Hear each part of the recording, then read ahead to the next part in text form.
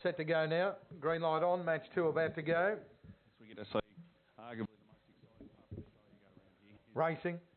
Hooked on Scotch, charged out in the centre. He's flying early, goes through the first mark in a brilliant 5:07, and he's already set up a 4 or 5 length break on Cabin Fever. Turning into the back and the race favourite, Hooked on Scotch, low flying going down the back. He's careered away, put about 6 or 7 lengths on Cabin Fever. 18.76, low flying, about to set this track alight. Hooked on Scotch, he's a mile in front. Cabin Fever 8 back, can't get in the race. And this is a brilliant win by Hooked on Scotch. Wins the second match by a cricket pitch. 29.12 the run. That's a brilliant performance. 5:07, 18.76. 29.12 to Hooked on Scotch. 5:07, 18. And he justifies his... Standing here pretty calm. You've seen it all before, but that's absurd. Yeah, look, you can't help the weather, but it's disappointing. Cause I know this dog can break the record here.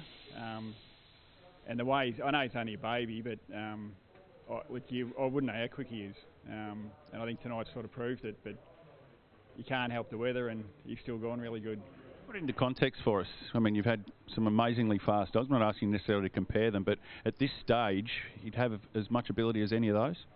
Look, I said to the owners of this dog, I reckon I'd give him maybe 2 trials, and I finished off his pre-training and I said he's quicker than Poke the Bear, and I think they just thought, I must have been smoking something, but I've never had one at the same stage quicker. But then, look, you got to turn into a good race dog, and I mean, it's not about running quick times all the time. It's about being a good race dog, and dogs like Poke the Bear, Feral Frankie, Seneca, they're great race dogs, and he's got to become that.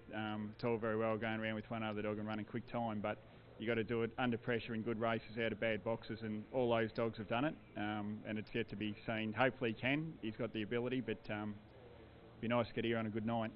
What's next in store for him? Look, we might go to Wagga. Going to take Deliver, Black Opium, probably him, maybe Rampaging up to Wagga, and then we'll get over tonight, but yeah, we'll probably head there with him. Give him a crack at that race. He's only a baby, but I mean, you say wait till next year, he might be around next year. So. Spot on. Well, I'll tell you what, Wagga's going to be an amazing place to be at on $1 Million Chase. 5:06 is the clubhouse leader in the split stakes. On $1 Million Chase heat night. And the overall 29.113 will take some catching now.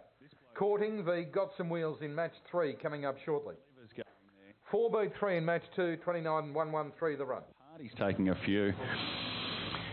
If you live within a 300-kilometre radius of Wagga, I would be getting to the dogs on $1 Million Chase heat night. What's it been since the run? A minute 30? I've been giggling like a 15-year-old schoolgirl after that sort of run. 29.11. He's got home in 10:30.